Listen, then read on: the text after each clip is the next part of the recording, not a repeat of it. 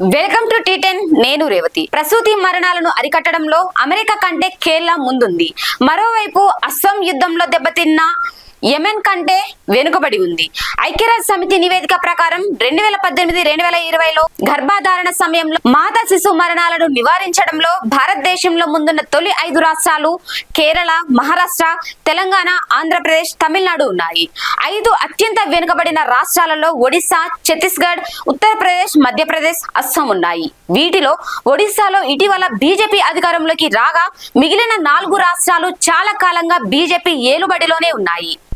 ఐరాస నివేదిక ప్రకారం కేరళలో ప్రతి 1,00,000 జనాలకు 19 మంది, మహారాష్ట్రలో 33 మంది, తెలంగాణలో 40 మంది, ఆంధ్రప్రదేశ్లో 45 మంది, తమిళనాడులో 54 మంది ప్రాణాలు కోల్పోతున్నారు.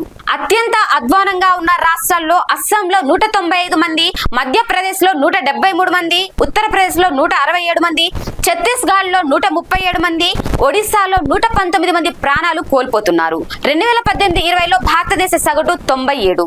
ఐక్యరాజ్య సమితి నివేదిక ప్రకారం 2020లోనే ప్రపంచవ్యాప్తంగా 3 లక్షల మంది గర్భిణీలు ప్రసవ సమయంలో ప్రాణాలు కోల్పోయారు. ఇందులో అమెరికా వంటి దేశాలు కూడా ఉన్నాయి. ఇక్కడ ఈ రేటు ఇటీవల కాలంలో పెరుగుతుంది.